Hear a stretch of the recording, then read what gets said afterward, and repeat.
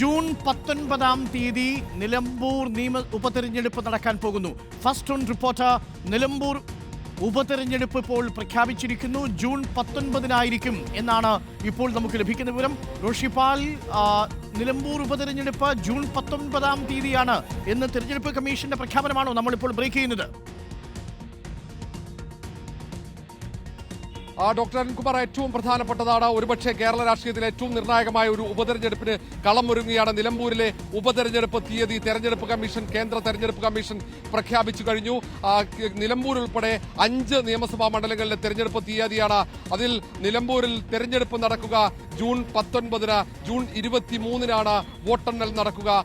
ഈ മാസം 26-ന് ഗസറ്റ് വിജ്ഞാപനമുണ്ടാകും.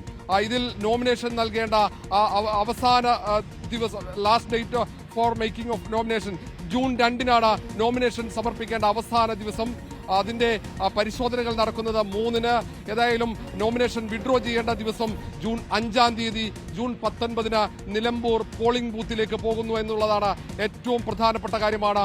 ഒപ്പം ഇതിന്റെ തെരഞ്ഞെടുപ്പ് നടപടിക്രമങ്ങൾ ജൂൺ 25-ഓടെ അവസാനിക്കും. 23-ന് നിലമ്പൂരിലെ പുതിയ MLA ജനപ്രതിനിധി ആരാണെന്ന് അറിയാൻ കഴിയും.